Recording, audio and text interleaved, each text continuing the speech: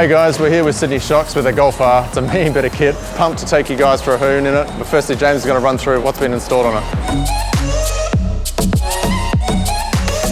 It's got Bilstein B-16 coilovers, Superpro front lower control arms, as well as Superpro Bushes throughout. It's got H&R Wheel Spacers, as well as a H&R Rear Sway Bar. We've got DBA disc rotors and braided brake lines as well. The Golf has a Miltek exhaust fitted and has had one of International Autohaus' turbo kits fitted and tuned to the sound of 300 kilowatts at all four wheels, making it a fairly nice little package. So apparently Andy has the keys to this Golf, so against my better judgment, we're gonna go for a ride.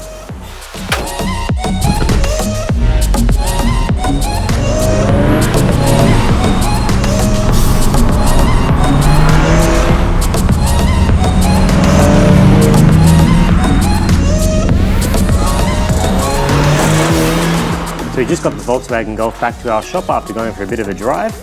We popped the wheel off as we want to have a closer look at what's going on. As you can see, we've got our DBA T3 rotor here with our H&R spacer.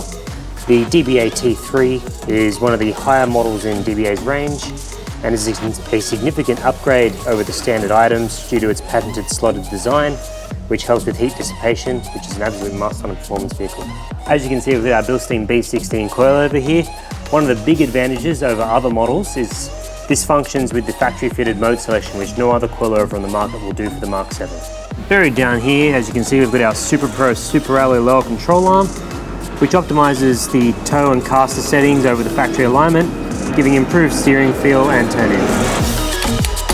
So James, we've taken the Golf R for a good run here. We've, given it plenty of the right foot. It's outperforming a stock R. Everything from extra power, better braking, and sounds of goods. Real nice bits under there.